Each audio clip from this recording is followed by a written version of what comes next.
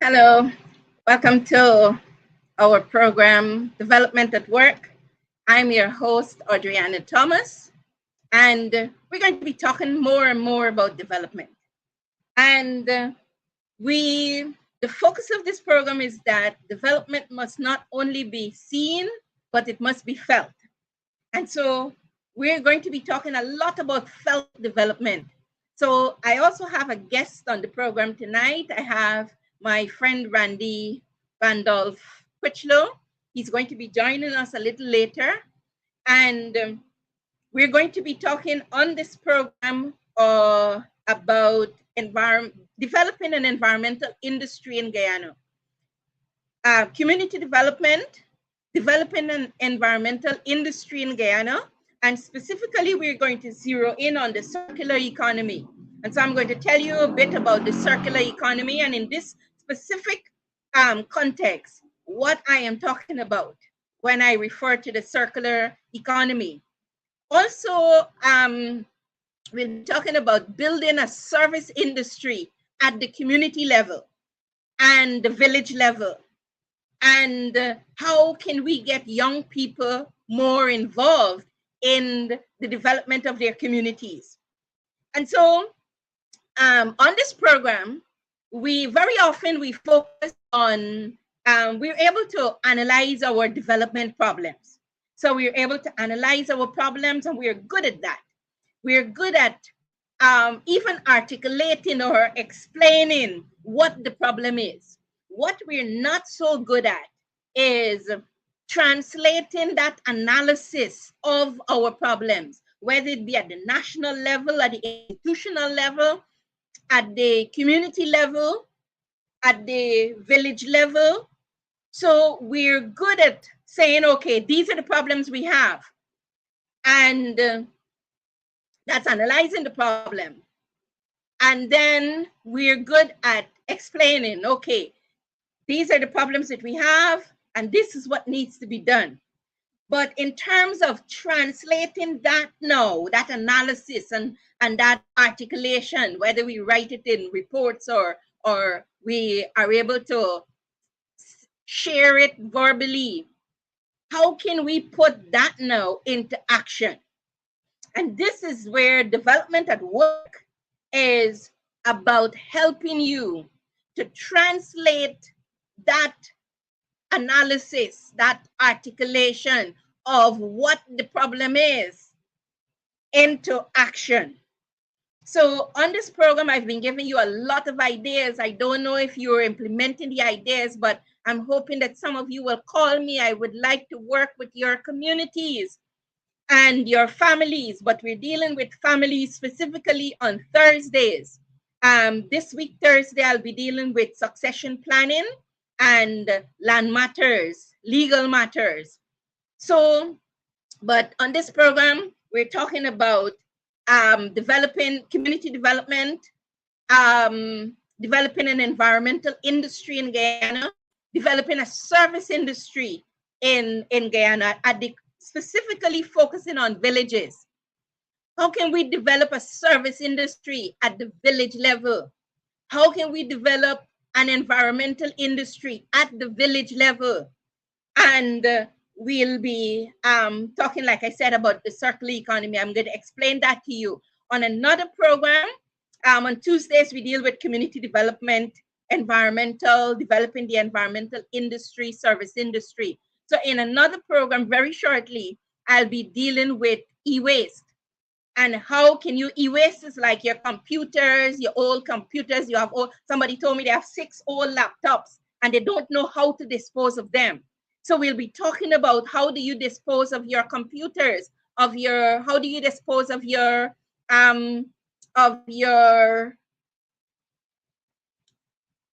television, old television. How do you dispose of your old cell phones? So, and all of that can be called e-waste, electronic waste. So we'll deal with electronic waste in another program. So this program it's a part of our Building Our Dream Guyana movement. And it's about how can we help you to build your dream Guyana, to build your dream communities, to build your dream villages, to build your dream families. And I could tell you that, and I'm not only telling you these things, I am also applying these, a lot, implementing a lot of these programs in my own communities, right? Or in some communities that I'm working with. On Thursday, I'm going to tell you how some of the communities are developing a microfinance scheme. Some of them are developing a pension. I'm working with some families, and the families are developing a pension program for families. But I'll tell you more about that on Thursday. So you have to join the program on Thursday.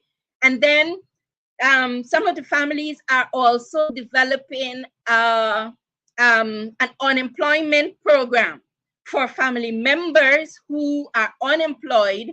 They're developing a program to provide a stipend to those family members who are unemployed for a period of time. But all of that, I'm going to tell you more about those programs and how to build more economic and financial stability and independence into your families.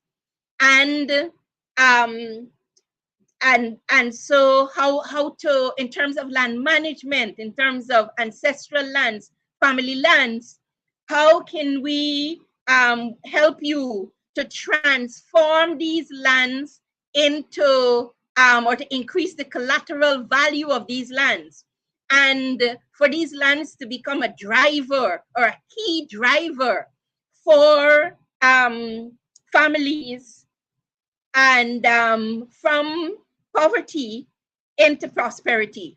But that's Thursday's program. So let's come back to today's program. So when you there's so much more that we can do in Guyana. You know, very often we say, oh, the government is not doing this and the government is not doing that. But this program is about what can we do? What can we do as residents in villages? What can you do as in your communities? What can you do as it in families? What can we do from our families? And so the government then will play a role, but we don't have to sit down and wait on the government to come and do things. We don't have to sit down and wait on the Ministry of Local Government and Regional Development. So what we're hoping that we can do is to get you to reconceptualize how you organize your communities, how you organize your families. Very often, yes, we need money. Money is important, but very often what is needed is structure. A structure. I have worked for over 20 years in development, both at the national and international level, or I'd say the national, the regional, as in the Caribbean, and the international level. And there's so much more that we can achieve, that you can achieve with more structure. I'm I've worked as a project manager, and as a project manager, you have to be very organized and structured, because projects have goals, they have objectives, they have a purpose, and then the projects also have timelines. So the outcomes of these projects have to match the objectives of the projects, and they have to be done within a certain timeline. They have to be done with a certain budget. And so what I'm going to be helping you to do and is to build more structure into how you do community development, build more structure into how you do how you structure your family, the development of your family. And you're going to see that in terms of the sustainable development of your community, the sustainable development of your family, I would say, you would see that once you're able to build more structure into your families, into your communities, then life becomes more manageable. So we can't just live this life. We have to plan this life. And we have to plan this life. We have to organize ourselves. We have to build more structure into our lives, into our families. And so that we can, one, achieve our goals and objectives, and two, so that we can, we're not going to be here forever, but I'm getting into Thursday's program again when I'm going to talk about succession planning. We're not going to be here forever. So we also have to think about how can we leave more structure for our families when we, God forbid, when we depart this life. Let me put it that way, as blunt as that. So we're going to be doing a lot of planning on this program. Very often what I've noticed in Guyana is that, and this is where I think Building Our Dream Guyana movement can really add value. Let's take, for example, political parties, for example. Very often, political leaders are not development practitioners. So they're not the technical experts. So what I'm hoping is that Building Our Dream Guyana movement can provide that technical expertise to whether it be the government, whether it be the opposition parties, so that they can better serve their communities. So I really do look forward to building partnerships. We're going to have quite a few programs where we're going to look at partnerships. I studied partnership building, the science and the art of building partnerships in a postgraduate program at the University of Cambridge. And so I'd like to share with you the science and art of partnering. So we're going to be doing a whole lot of I would say training, and I'm hoping that we're also going to be able to come to your communities. I'm hoping that we can have at least 50 communities that we would be working with on this program, and we can help them to develop sustainable development and economic development plans. As a part of those sustainable development and economic development plans, we're going to include how to build an environmental industry in your community, in your village, how to build a service industry in your community, in your village. So I'm really hoping that we can really provide you with some not just education and knowledge, but training. So build not just your capacity, but your capabilities as it relates to how we do families, how we do community development. So when we talk about let's focus on developing an environmental industry. And so one of the things I've said in one of my earlier programs is that you need to organize yourselves at the community level, at the village level. So I would recommend that you, a group of like-minded persons, come together and form a community development group. And like I said, you can contact me. I'm more than happy to help you to develop community development, sustainable development, and economic development plans. And so in your community, for example, there's so much more that we can do as it relates to the environment. You know, somebody said to me that you're saying that we can organize ourselves at the level of the community, and we don't necessarily need to let the government or the NGO, the Ministry of Local Government, take the lead. And yes, I would say this, I will encourage that. but they can play a role, but not necessarily the lead role. Because what we would like is for the programs to be community-led, family-led, village-led. And so the person also said to me that, but there are certain things that we need the support of the government for, because the government comes with institutions, and that is true. So when we do the sustainable development and economic development plan for you, we're going to include a partnership model specific for your community. So how you can partner, who are the people that you need to partner with. So let's take, for example, if we're doing a partnership, if we're doing a sustainable development and economic development plan for, I keep calling Buxton a lot for some reason, right? I would be more than happy to work with Buxton to develop a sustainable development and an economic development plan. Let's say a 5-year plan, right? That you can have at the community level and work on implementing. So somebody said that, let's say supply on the East Bank, Timeri on the East Bank, right? You can develop for Timeri a sustainable development and economic development plan. For supply on the East Bank, you can develop a sustainable development and an economic development plan. I'm from Coverdon, so we already have, or at least a group of us, we have a sustainable development and an economic development plan. We have a 5-year plan from 2025 to 2030, and we are working on implementing that plan. I'm also working with some other communities and some other families. But so so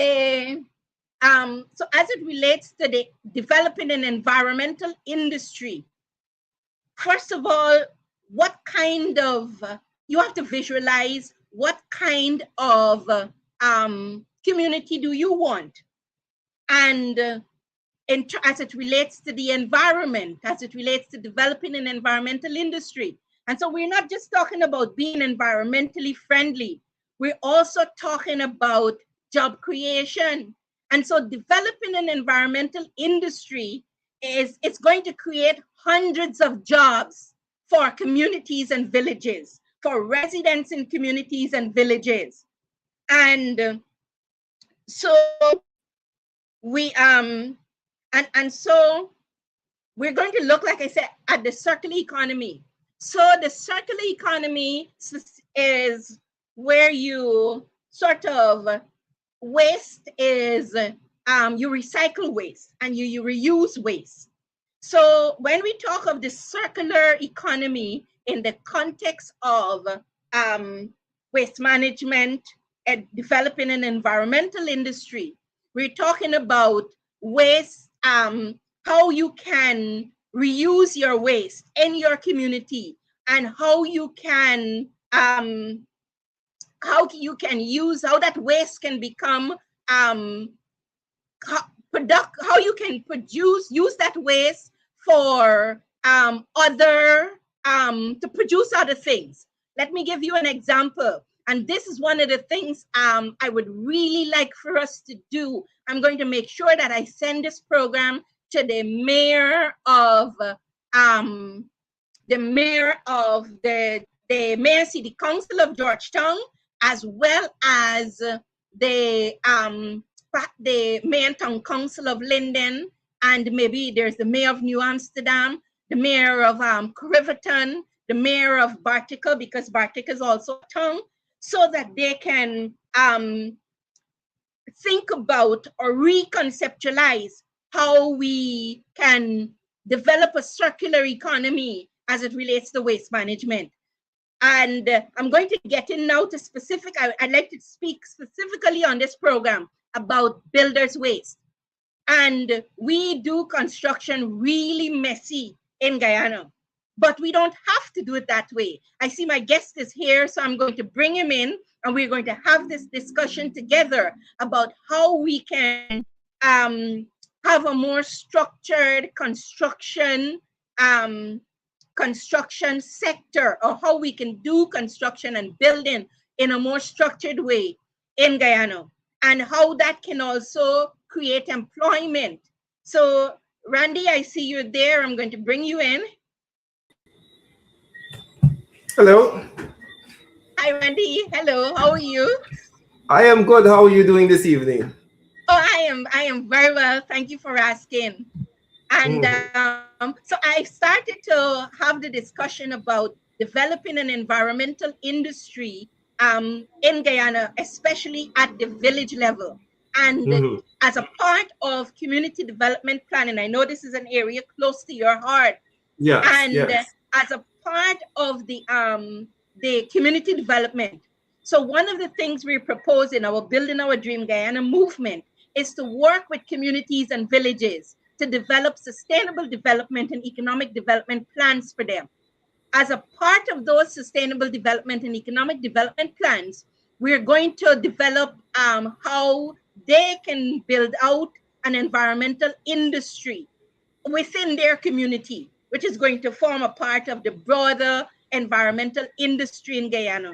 This can Yeah. create employment, Randolph, for hundreds of people at the community level, because what we're promoting is that this is a structured program that is done monthly, where, for example, residents in communities can start landscaping businesses and provide a service to community. So one, they're developing the service industry, and two, they're developing the environmental industry. But Randy, I'll let you come in and comment on what I've said, and then we're going to go into the messy way that we do construction in Guyana. No, well, I'm happy. I'm happy that we're having this conversation this evening. Again, thank you very much for having me on tonight. Sorry, I'm a little late this evening. I was, uh, otherwise engaged. Tried to get to it, but That's okay. It's a pleasure, and I'll tell you what, that they say, the Bible says, one will put 1,000 to flight and two will put 10,000 to flight. So there's power in agreement. So it's yes, good to have the agreement. Go ahead. definitely. And I was about to say that it is good that we're having this conversation about sustainability, sustainable development, because sometimes we hear, sustainable development, we hear it like one of those throwaway terms you hear so often. But what does it look like in practice? How do we get actual um, practice in communities of persons getting involved, especially young people, because a lot of times, some of these academic sounding things scare away young people. Oh, we got to engage. Is what we're saying is, look, young people, you need to find ways where you can earn and work in a manner that will be beneficial to the environment at the same time, right? Whether that should be recycling or working in environmentally friendly agricultural ways, or even if it's forestry, like you're talking about building, how do we get that to a place where we're benefiting the environment as well as doing what we have to do? And so I think it's a very, very important conversation to have. Um, and I like that we will start to explore how we can do this in practical terms. I have some thoughts in my head, but I want to hear how some of the things that you and the group are planning and trying to point people into that direction. But I think it's a very, very important topic. And Randy, I am thinking, my community, I'm from Coverdale on the East Bank, and I can hardly wait for us to have like a community center or some public space. Mhm. And I say to the residents in my community that once we get place for once we get a place for, let's say, a public space, it's going to be Mhm. training, training, training, training, Yeah. training. Yeah.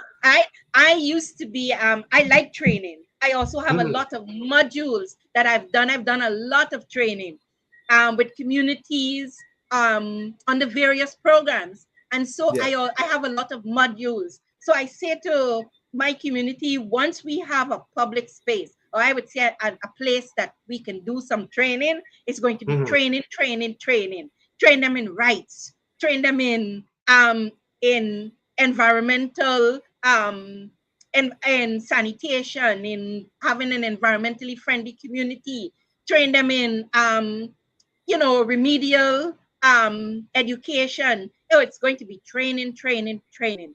And this Yeah. is one of the things I'd like for us to do in communities: training, training, training. And very often, like you said, when we talk about sustainable development, people think that, oh, this is something that the government should be doing, or something that international organization should be doing. But we're going to break it down for the people in the village. Mm-hmm. We're going to Mm-hmm. break it down for the families. I'm working with a group, and one of the things we've said to the Ministry of Agriculture, and we're hoping that they can do some training with us, is that we would like to be trained as families, so that in terms of the sustainability of the agriculture programs, we'd like to Mm-hmm. be trained as families, husbands and wives, parents and children. So that's our sustainability plan as it relates to agriculture. But that's getting into the Thursday program. So to Yes. come Yeah. back to in Guyana, we do, and it was not always this way. We were more structured in terms of how Mm-hmm. we do construction. But now Yeah. we do construction where you see the building materials in the drains. Now, no wonder we're flooding, right? Mm. Yeah. Sometimes we think that we're flooding. People say, oh, it's climate change, and oh, we're below sea level. Those are issues to be considered, yes. But it's Mm-hmm. because of the way we are managing or not managing our drainage system, the way we do construction, for example. So the building materials, for example, the truck comes and it offloads, and the truck would offload the sand, the bricks, whatever building materials, and it would block up End the up in the drain. drains. Yeah. Yeah. Yeah. That's Exactly. That doesn't happen in other countries. In a lot of other countries, sometimes we think what happens here, this is what happens all over the world. No. And so we are and then there's so the building materials, that's one issue. And then we have the builders waste is another issue.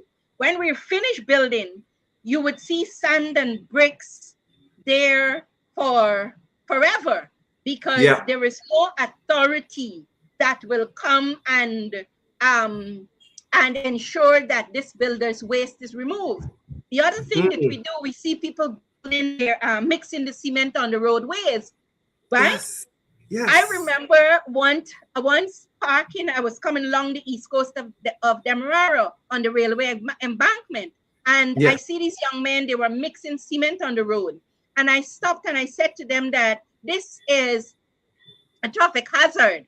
And this is the Yeah. other thing, that the police has to be more vigilant in terms of ensuring that the roadways are safe. Because when they're finished mixing that cement, the cement gets hard and it becomes an obstacle in the path Oh of yes. motor vehicles. Oh So yes.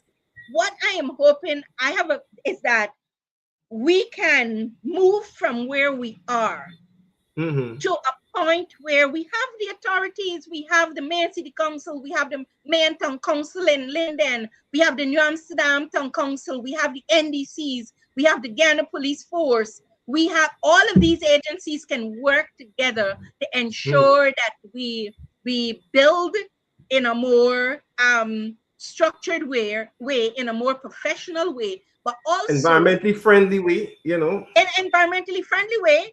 And we also it would reduce the flooding. It would also make our roadways safer. Not only that, even as it relates to people who are disabled, people who are visually impaired, right? Yes. When we leave these materials in their pathways, oh, there's so much that we have to talk about Yeah. as it relates to builders' ways. But Yeah. so what I'm proposing is that the mayor, city council, this is a way for them to also earn. It's an additional way for them to make money. Let me put it simple. Mm-hmm. And so, how can they do that? And I'd like you to share your views on what I'm suggesting. So, for Yeah. example, for residents who are constructing let's say, residential buildings. The mayor and city council, let's say the mayor and city council in Georgetown, or the municipalities, the NDCs, they can give them 5 days to remove the builder's waste. Of course, for the builder's waste not to be in the drains, but 5 days to remove the builder's waste. And then if they do not remove the builder's waste, after those 5 days, then they charge them a fee. I would even, and this fee should be a penalty. So I would even say for residents, for residential buildings, $1,000 a day. So if you know that you have to pay a thousand Guyana dollars per day for every day that you leave your building materials on the road or on the in the public space, then in 20 days, that's $20,000, right? For companies and businesses, I would say $2,000 a day. So the municipalities and the NDCs can give them 5 days again. You have 5 days to remove your building materials, and after that 5 days, they can charge them the 2,000 Guyana dollars per day. If they leave their building materials there for 20 days, for businesses and companies, that's $40,000 the main city council, the NDCs, the main town council will get.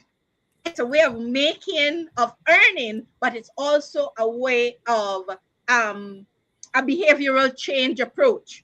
The other thing before you come in, Brandy, is in terms of, so that's for the building materials.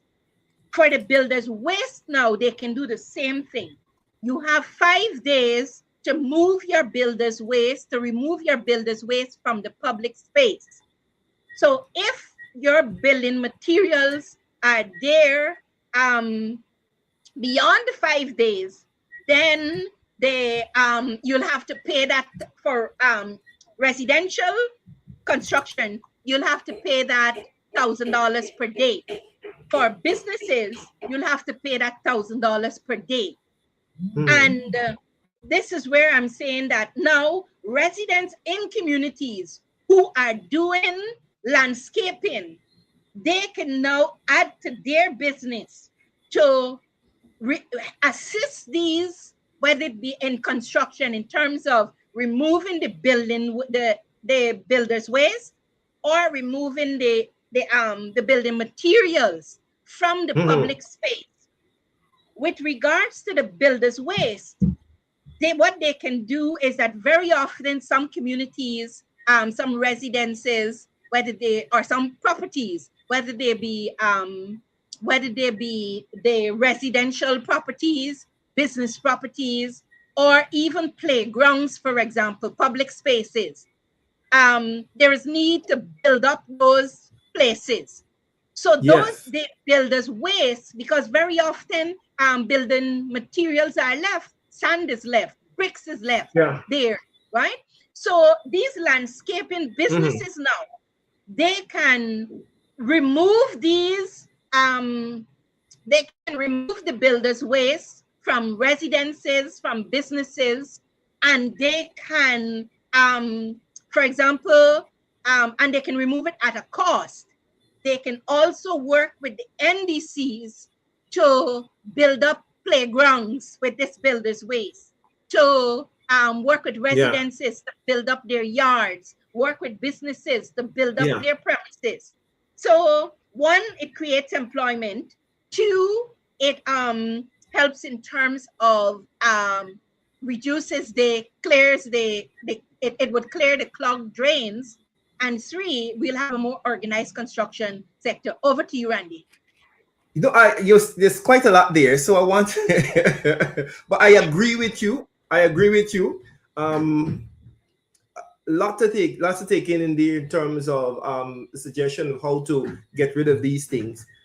But I want to agree with you on that. I believe that there must be some sort of structure to ensure that the development that we are seeing, the pace of development is matched by regulation and framework and structure.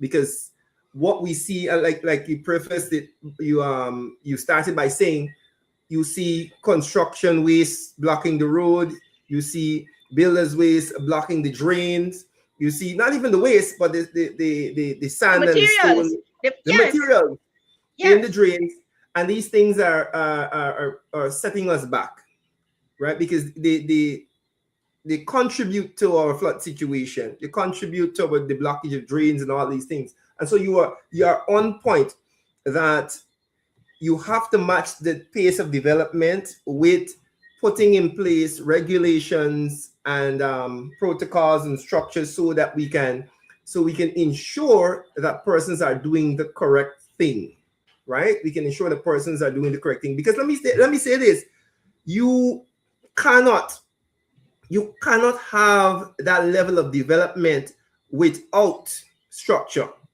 right? What we will be doing is building for the flood. That's what we'll be doing, right? It is a big issue. Development without proper structure and regulation isn't really progress. It is not really progress, right? It's a bill that we're passing on to the next generation, right? If you, as a city engineer, are, let's just say, approving a project, and this is why you have these, feasibility studies, and you have all of these environmental impact assessments, because let's just say you are approving a project for the center of the city, and this project will, of course, we know that Georgetown is prone to flooding, and it will in some way contribute to more flooding. Then this is something that you need to deal with, and that is at the macro level.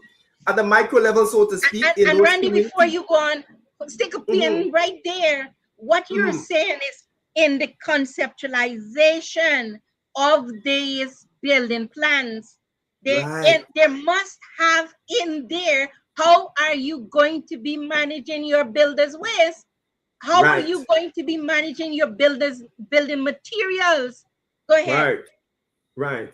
And so, and that is more regulatory and a bigger framework. But even at a community level, and this is where we're talking about ensuring that development at the community level isn't hindered by this sort of things. You might have a community that is going through massive development. You've seen an influx of people. You've seen newer buildings going up, and this is a problem that has to be managed and has to be properly dealt with, because, like you said, somebody comes into the community, they throw the sand, they throw the stone. That sand and stone is in the drain. That community that is now fighting to develop is hindered, because every time it rains, the streets are flooded because the drains are clogged. And so these are the sort of things that you have to think about when you're thinking about sustainable development. When you think about development in general, how are we ensuring that the development is matched by the regulatory framework to ensure that everybody is compliant, and that we actually developing and not creating problems as we move forward. And so I think that your suggestion is very valid. It must be some sort of financial penalty. There must be some sort of financial um, incentive for the city as well, to ensure that these things happen. And so when people know that there will be a financial penalty, then they are more inclined to ensure that they do the right thing. Because yes, we're trying to develop. Yes, we're seeing a boom in construction. Definitely, we're seeing that.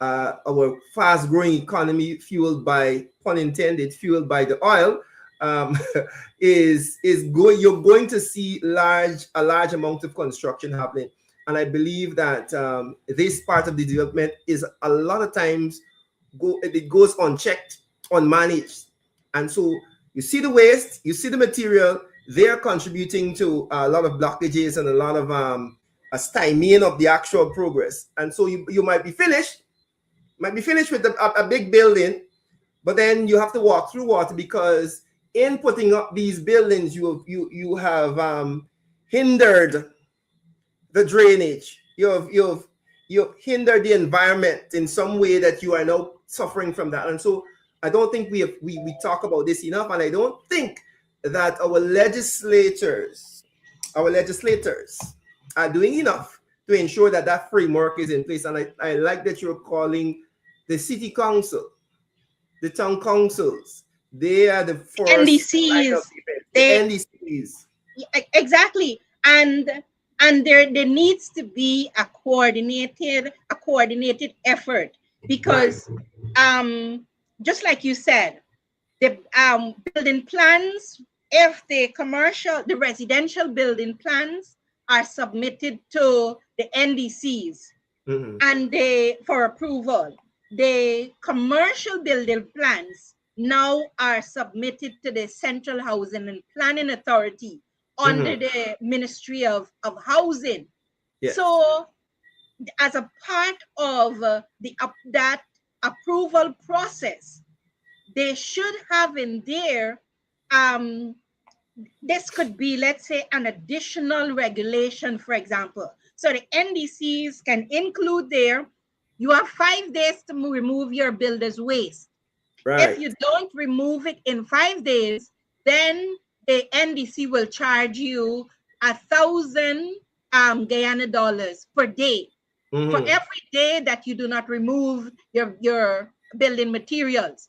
And then for the businesses, the Central Housing and Planning Authority can have a regulation that states for every day after the 5 days, you have 5 days to remove your building materials from the public space.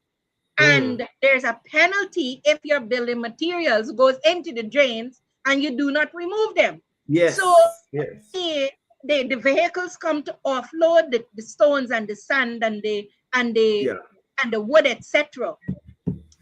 They now have to ensure that one, they prepare they prepare for these building materials to go either on the premises where the construction will be done, or that if the building materials, if they go into the drains, then they remove them immediately, or Yeah. there will be a penalty attached to that. And then, because that penalty has to cover the cost for the Central Housing and Planning to remove it out of the Yeah. drains, or for the Mm-hmm. Central Housing and Planning to work with the main city councils and municipalities to remove them, or with the NDCs to remove the builder's waste. And so I think we have a culture now of leaving them in the drains, and then we complain that the place is flooding. But the place is flooding partly because of climate change, partly because of um that we're below sea level, but a Yeah. huge part of that is human behavior. And so Yeah. what we have, while we adapt and we mitigate as it relates to climate change, we can also um, adapt as it relates to our human behavior. So Okay. the yes, so the and then so one, the NDCs and the municipalities and the Central Housing and Planning can then recover cost, to cover the cost to clear To do these those cloud. clear, yes, clearing Exactly. and the silting of the drains and all of these things that they have to do. I have, you're speaking there, and I had an interesting idea. Um, for young people in the communities who might be thinking about uh, income earning activity. It might sound a little strange, but hear me out. If, for example, the regulatory framework is in place for the storage of um, building material, the time that they should be on the roads, where they can be, how you can store them, ensuring that they're not impeding traffic, you're not spilling into the drains, how long you can have them there. If that is in place and the regulations are known, and I again I stand corrected here. I am almost certain that there are some regulations, maybe very archaic and antiquated, but it might be there. We might have some laws on the book that would cover that, and I I stand am corrected sure, but they're probably if not they aren't. implemented. Right. Yes. Or it may not be implemented. But let's just say that the NDCs, the RDCs, the town councils, city councils, they all ensure that they publish them and people know. I thought about an interesting business consultancy, I would term it. If a group of young people decide, you know what, we are going to equip ourselves, we're going to learn these laws, learn these regulations, know what the regulatory framework is for these things, and we are going to propose a consultancy to the municipalities that we are going to be a checking and reporting agent for you, and I like it we're going to go already. around to I the right. like it already. We're going to go around to the communities and we say, look, X building is building on X street. They have the builder's material blocking. It's been there for 2 weeks, right? And we are going to be your checking and reporting agents. That's a consultancy. Is a good idea for young people out I there looking like it to make some money. already. Yes. Uh, And that's a and really this, good yeah, idea. go ahead. Yeah, go ahead. Go ahead. And no, I like it. And so you see, and the thing is, one of the things we have to, when you go to different countries, right? I Mm-hmm. remember I used to travel a lot to particularly European countries. And when I go to the hotels, there Mm-hmm. were these young people, and most of them were in university, Mm-hmm. and they were working in the hotel so that they can earn. So I think one of the things while they were studying, or they were on a break, and they were working in the hotel, they were a break from the university, from school. So one of the things I think we need to orient our young people is in terms of your growth curve. Mm-hmm. So very often you go to countries and you see people working for us here, very often you see people working in different places. That's their job, their kind of permanent job. Mm-hmm. But in many countries, this is a part of their growth curve. So they start, let's say this may start as a receptionist at the hotel. They may start, just like you said, doing the let's find a name for it, being the you call them consultants, environmental consultants, Yes. right? Uh-huh. And environmental consultants, I remember years ago, I don't know if Queen's College still has that program. There's a program, uh they had a water conservation club, I think. And then I know some schools had the environmental clubs. I used to be associated with some of those clubs.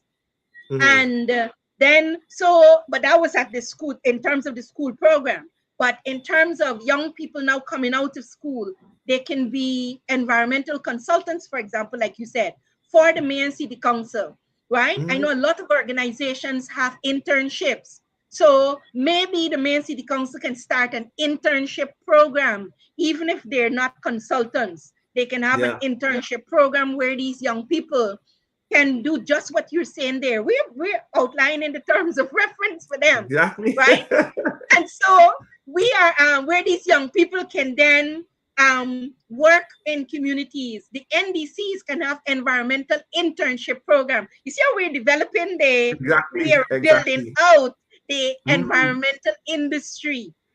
Right. And so the NDCs can have um, they can have environmental interns who will be going around and say that, look, in the village of Grove on the east bank of Demerara, there are 20 businesses being constructed, and there are 10 Mm-hmm. residents. Is it residents or residences? Singular resident, Resident. plural residents. Okay. Residences. Yeah. Residences. Residences. Yes. Residences. Okay. Uh-huh. So, and there's a lesson there. Don't be that we must be humble enough to, if we're not. Yeah. So So anyway, mhm. yes. So they can say, so that in Grove, there are 20 20 businesses, 20 and 10 residences being Mhm. constructed. And so they will provide that information to the NDC. And after the 5 days, if the building materials are not removed or the builder's Mhm. waste are not removed, then the NDC will start to charge a fee. From this fee, the NDC will make enough money to pay these young consultants, as you call them, or these Yeah. interns, as well as to pay for the cleanup to be done, so to speak, Right. if the Right. businesses do not do it. And Mhm. yes, so I like it already, and I like what we're doing. We're building out, we're Yeah. unpacking, Yeah. That is developing I think an that's a environmental great industry.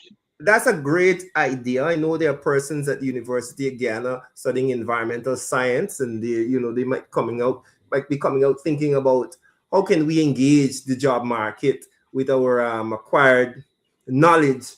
I think that's something that you can definitely profit from. You have 10 regions, and so there are a number of municipalities, a number of regional organs that you can engage with your skills. So listen, we know what we need to look for.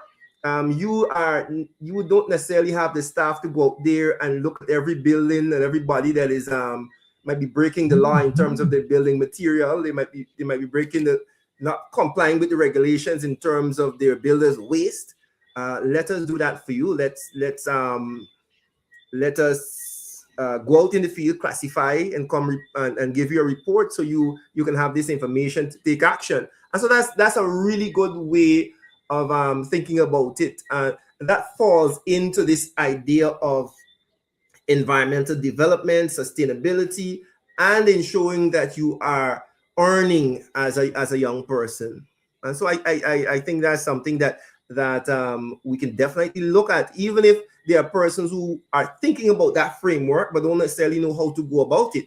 How do you make that first step to becoming or starting that consultancy with the ministry or the NDC? What do you do? Those are the sort of things, that the skills that people may need. You might come out to UG with an environmental science degree, but how do you now convert that, monetize that knowledge and skill into thing? What is that next step? And so that might be an important thing that you look at. Absolutely. And Mhm. another aspect would also be the landscaping businesses at the level of the Yes. community. Because remember, we Hmm. said developing a service industry at Hmm. the community level or at the village level, and developing um, an environmental industry. And so these must be job creation opportunities. Right. And so the other aspect I'm thinking could be in terms of the landscaping business. So, for example, in Grove may have, let's say, about 4 landscaping businesses. Yeah. So then those persons who are managing those businesses, they would then remember now, once you see construction happening in your community, that is a service that you're providing. So you're Hmm. going to the businesses, so they can now go to the businesses and say to them that we're providing a service. We can help you to remove your building materials. Yes, a lot of the construction or the companies that will be doing the construction, or the businesses, the contractors, they would have their laborers or their people to remove the builder's waste. Right. But I also think that the landscaping businesses can provide also a service to ensure that um, they meet the requirements of the NDCs, the main town councils, the city council, etc. Yeah. So You know, you know yes, what's in, you know what's interesting as we're talking about this.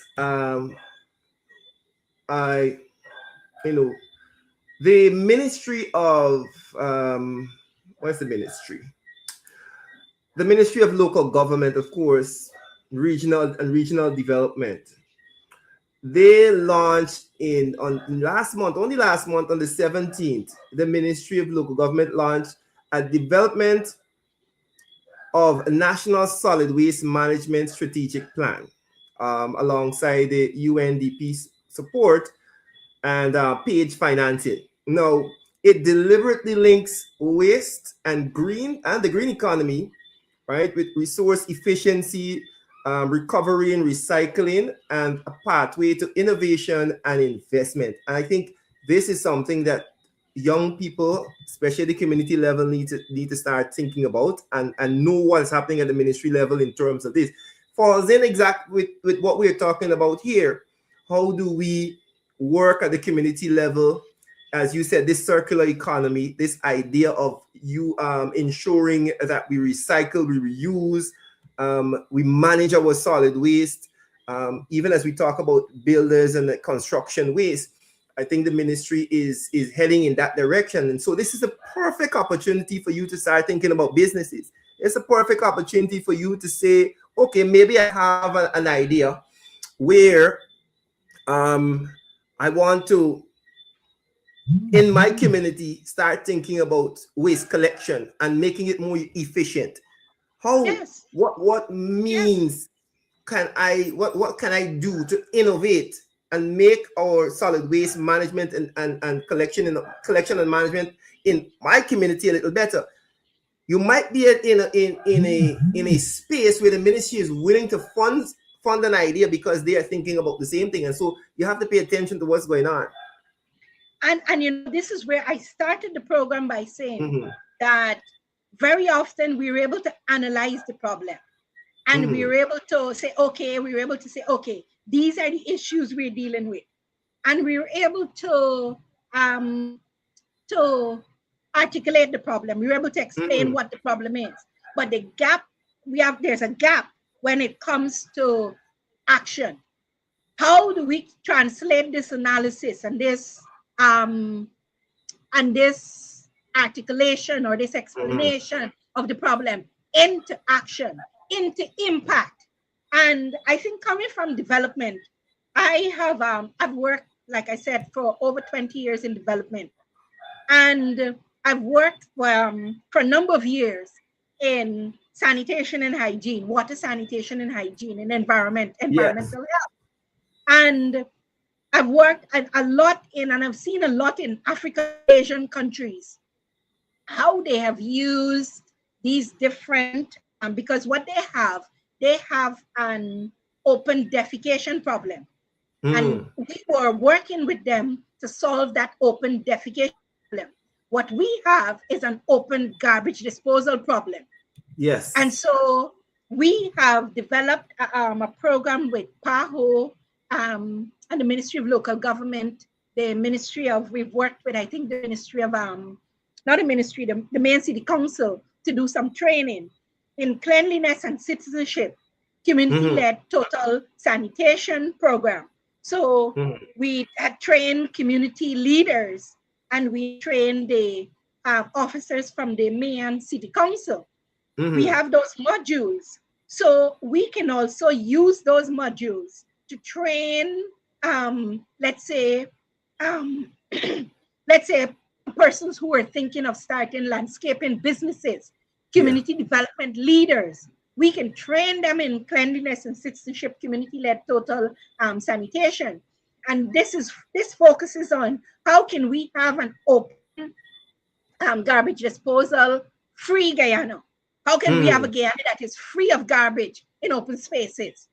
Mm-hmm. And we have, so as it relates to the program that the Ministry of Local Government has, there are programs that we can use to train persons who are interested in developing landscaping businesses. And I'm thinking the Mm-hmm. small business brew they can access funding to purchase their startup equipment, the equipment for Yeah. starting up their businesses. They can get funding from the Small Business Bureau for example, they may need, for example, a grass cutter. They may Mm-hmm. need a pressure pump, for example. They may need to maybe to, I'm not sure if they will fund to set up a small office somewhere, right? Mm-hmm. But maybe their home, to transform a part of their home into an office. So Yeah. it's about structure, structure, structure, structure, structure. Right? All right. And So yes, so I know you before you go, I want to add to that, right? Since we're talking about sustainable development and plans, I know you mentioned the Small Business Bureau, but the National Development Bank is going to be coming on stream very soon, and persons are going to be able to access that yes, up to $3 million in grants, and $3 so million. persons, Yes. yeah, up to 3 million in grants. Not everybody wouldn't get 3 million. As sometimes I hear people talking about this as if everybody's going to get 3 million. It says up to $3 million in grants. So people should be thinking about what problem can I solve in my community at this point in time, because the reality is when you're solving a problem, then you are positioning yourself, you're positioning yourself to ensure that you are profitable because you are solving a problem. Now, let's just give you a simple example. Whether it's the Small Business Bureau, whether it's the Development Bank, positioning yourself very early. In 2016, you may remember that the APNU AFC government banned styrofoam boxes, right? Yes. It was a national styrofoam ban. The EPA has been, talking about sustainable, biodegradable alternatives. Uh, some may know that you can make boxes, biodegradable boxes from bamboo or coconut husk. Now, I said coconut husk, and right away, if you're living in Guyana, we have an endless supply of coconut husk. Bamboo And too. so, well, yes, tell me that that is not a business idea waiting right there for some innovative young person who is able to access a grant, who is able to put together a business plan and say, look, I want to start this thing in my community on the East Coast. We have lots of coconuts here. We can take this coconut husk, we can turn it into biodegradable boxes, and we can put in the market as alternatives. And if that, and a lot of times, what is the obstacle? The obstacle, of course, is the financing. The obstacle a lot of times may be the paperwork. It may be how to articulate my solutions properly in a business plan. And so I think if we're thinking about development at the community level, we have to bridge that divide.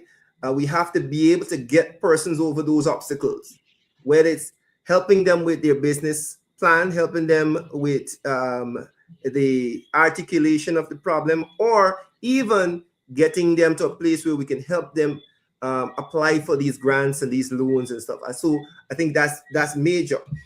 So right away, if you're a young person, you're listening to this program, you need to start thinking about what are the problems in my community.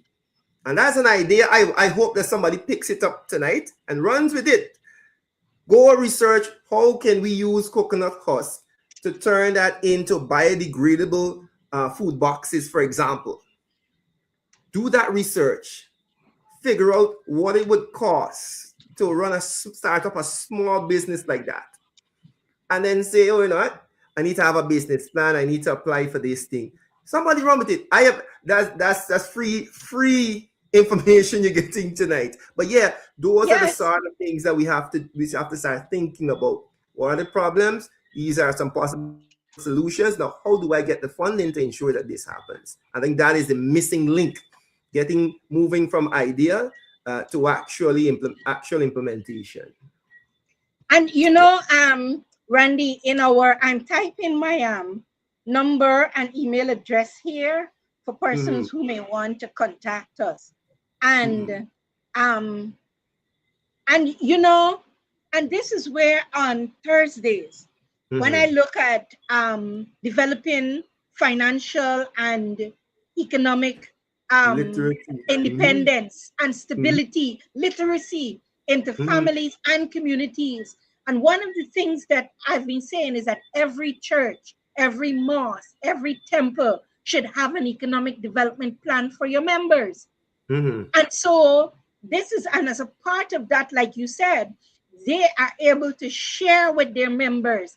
These are the opportunities. For example, these are the opportunities that you can access funding from the development bank for.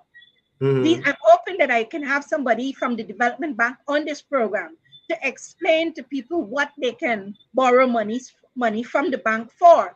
And so they can, for example, um, communities should be aware of what are the financial opportunities available to your community. And this Mm-hmm. is where I'm saying that community development is not just waiting on the government to come and initiate a program. I'm encouraging communities to form a group of like-minded people, get a group of like-minded people as your community leaders, and so that you can have community-led development programs. And then the government will play a role, but not necessarily lead the program. The local government, the NDCs will play a role, but not necessarily lead the programs. Yeah. So the and so I know that we are coming down to a wrap up time. Maybe we can spend another 3 minutes or so and wrap up. Yeah. And Definitely. and so but and the thing is that I think very often we um one of the things over the years working in um water sanitation and hygiene, working in Mm-hmm. environmental health internationally. And it's that in many of the African and the Asian countries, they started to develop sanitation as a business. And so they started to develop very structured approaches in terms of sanitation, marketing, etc.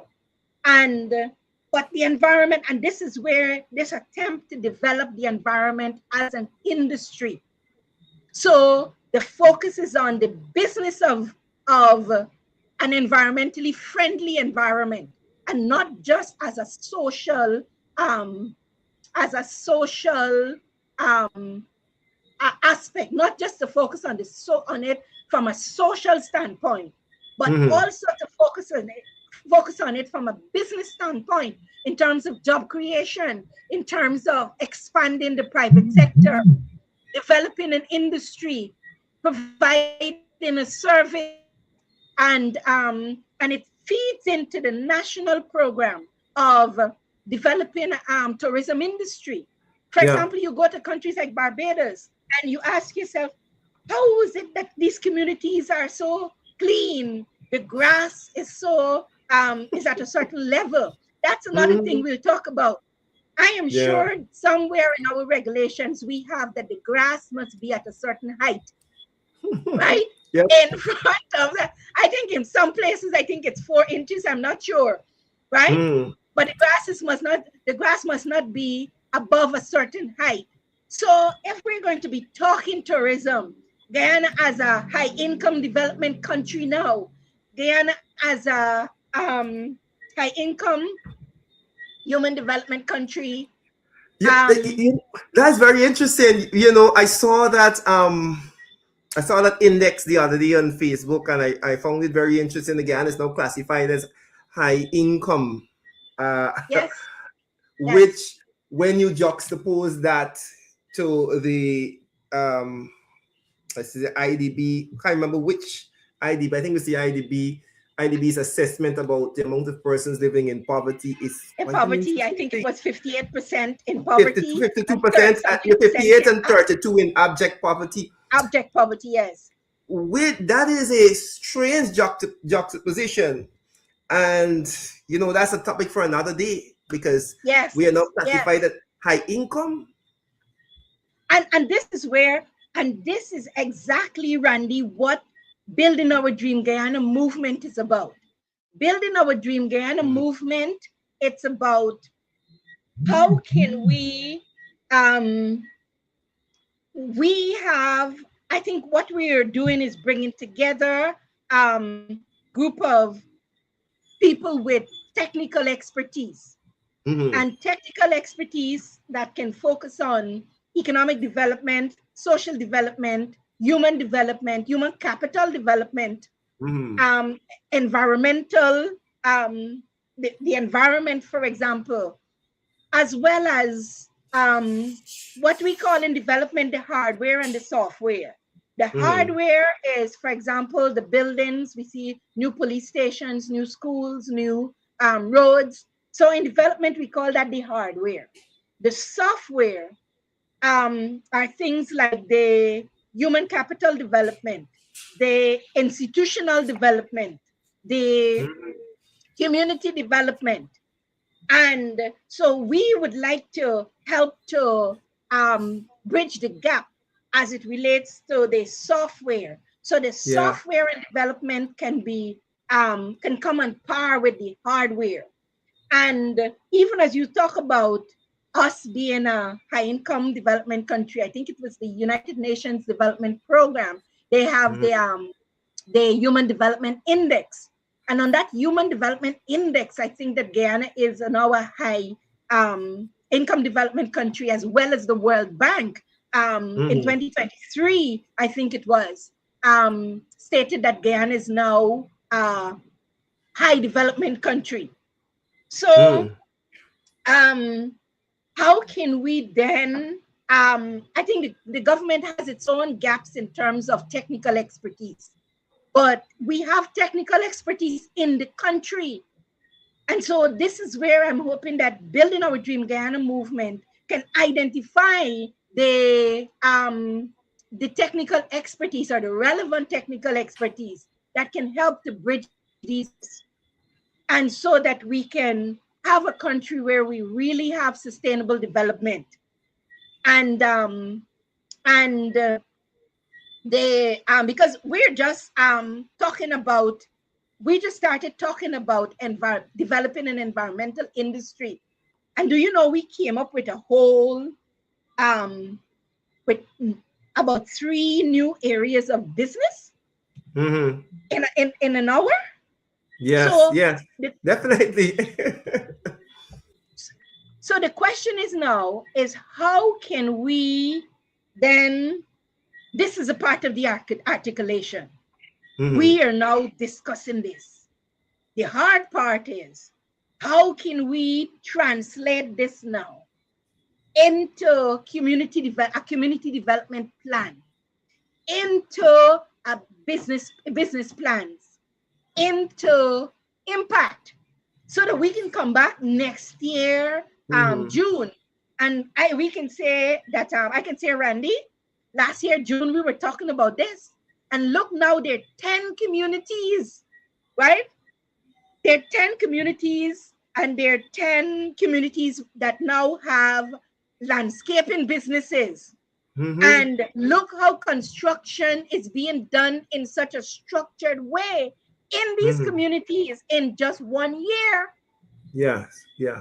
That is the heart of development, moving it from that idea and ensuring that persons have the information and the know-how and the support to be able to get that idea moving. I think that's where we come in. That's where we come in. We have to be able to action. We have to be able to action those things, those great ideas, and take them to the communities. Yeah, It yeah. and but we and so think about how do we can we move from a social media program, Mm-hmm. development at work on a social media program, to Mm-hmm. Grove community, to Yeah, yeah, Buxton community. yeah, I, yeah, like I said, I'm definitely. also already doing a lot of these programs. I have been testing in my own communities, Hmm. and we are now more than 5 years in to developing our plans and now rolling out the plans. We're not at impact as yet. So some communities will be able to move faster than because with the development bank, people can now access funding. Now that the Ministry of Local Government has that program, people may be able to tap into that program and move faster than we have moved in 5 years. Hmm. So, in closing, Randy, I'll let you close, and then I'm going Hmm. to Yeah, do no my problem. wrap up. Hmm. No, I want to say that quite important. This how important this discussion is. I want to go back to the idea of encouraging young persons to pay attention to what is happening with the ministries. Pay attention to what is happening, in your community. The opportunities are there. You just have to be able to put your ears to the ground so you can hear them. Pay attention to that and think about ways in which you can help your community and help yourself. Because at the end of the day, we want to encourage persons to engage in entrepreneurship, to engage in a business creation. All of these ideas are great, um, but you must be able to move them from ideas into the actual solution. And you know, make contact with us, make contact with any other person who you feel can help you. For example, with a business plan, help you with structuring your ideas out properly so that you can solve the problem in the community. And I look forward to continue working with the Dream Guyana people and ensuring that we bring more of these ideas to the community. So I think this is a conversation that has to continue. We have to ensure we have to continue bringing the message to the people, ensuring that they understand that they can make a difference. And so, yeah, I think very fruitful discussion this evening. And we're definitely going to talk off air about some of these ideas and how we can take them to the community. Excellent. And Randy, remember, Mm. it is building our dream Guyana. Building our dream Building Guyana. building our dream village, building our Yes. dream community, Mm. building our dream family, building Mm. our dream lives. And what Yes. we're hoping that we can do, we can get you excited about your own development. We can get Yes. you so that you go banging on the Ministry of Local Government door, you go banging on the NDC door, you go Mm. banging on the um small The local business bureau government. door, Yeah, the yeah. local government, because I know the small business bureau, they also assist with building plans, with Yeah. business plans, sorry. They assist with Mm. developing business plans. So, and they also assist with coaching. So there's so much that you can also access in terms of the services from the small business bureau. So this approach is transformative. Yeah. And so we're hoping that we can transform, get you to reconceptualize the way you see your village, the way you think about the future of your village, the future of your community, the future of your family. And I'm going to close with this. There's this song, I think it was, who was it? Uh, John Lennon that sang, "You May Say I'm a Dreamer, but Mm. I'm not the only one." You may say Exactly. I'm a dreamer, but I know that I'm not the only one, because Randy, here Exactly. you are dreaming with me, right? Exactly. And I'm Exactly. reading this book by it's the name of the book is Crazy Faith, Mm. and it was written by a pastor. I can't remember his first name, but his last name is Stud. And you know what he said? He said in that book, it's only crazy until it It's, happens. it's done. Yeah. And and Exactly. so Exactly. I like the name of it, Crazy Faith, because sometimes when you talk about when you have these discussions, trying to get people to reimagine their lives and their future, right? It sounds crazy, but in the Mm. book, Crazy Faith, he said that it's only crazy until it Till it's happens, not. Exactly. right? So Right. we're looking forward to working with your community. Give us a call, give me a call, send me a message, and we'll be more than happy to, even if it's to point you to the ministry or the government agency Gen Z. or Yeah. some other civil society organization, that can help you, maybe some international organization, because I know now, too, Randy, that we're a high income development country, and high development country. I know that in terms of aid, we're not getting that. Drying up, uh, drying up. exactly, because now we have enough money to afford Mm-hmm. to take care of our development needs, right? But I still do believe that international organizations, and we'll talk about that another time, international organizations can reassert themselves to provide technical support, and in a greater way, to Guyana, even as we transform into or even as we Hi. transition into Mm-hmm. a high income development country and a high development country. And Mm-hmm. I know countries like India, for example. India had evolved where they were, the international organizations were not necessarily providing aid in some instances, but they were providing technical expertise. So I would like to encourage the international organizations to, even as you restructure and you rethink your role in Guyana as it relates to development and how development can more be felt and not just be seen, what you can do is provide technical expertise, Mm-hmm. whether it be at the community level, um, and even if it's not funding, because we do no longer, Ghana no longer qualify um, Mm-hmm. as a Low, country a to low receive income. aid, Mm-hmm. Mm-hmm. but we still need the technical expertise, Support. Yeah. because I Yeah. find that the community level, there's a huge gap as it relates to technical leadership, not Yeah. just technical advice and technical expertise, but technical leadership. And Randy, this is where I'm going to Yeah. end today's program. It was really a pleasure having you on, and I look forward to having you on another program where Definitely. we'll discuss more of how we can build our dream Guyana. Yeah. Thanks for having me. You're welcome. Have a good Great. evening. Great.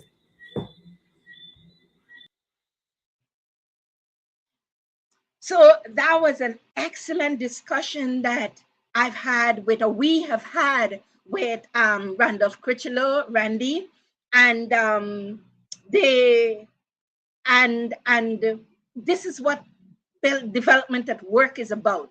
Development at work is about helping you to reconceptualize your Guyana, reconceptualize your village, your community, your family, and to hopefully um,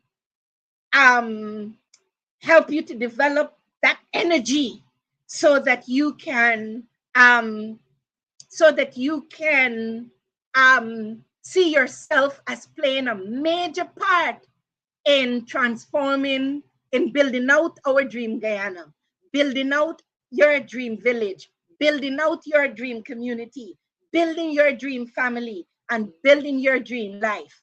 Join me again on Thursday. Thursday, the topic will be on succession planning. We can't just live this life and then we die, and what happens to us if we're no longer here? We need to plan our lives, even if we live to 100. We because some of us may live to 100, 110, 100, and so some of us may live long lives, let me put it that way, but we still need to plan, and we still need to have structure. So on Thursday, we're going to deal with succession planning. We're going to address land matters. A lot of African Guyanese, there's a lot of confusion as it relates to family land, ancestral lands. These are things that we're going to be talking about, and in our next program on Thursday. And we're also going, and how you can use land to as a pathway for economic development.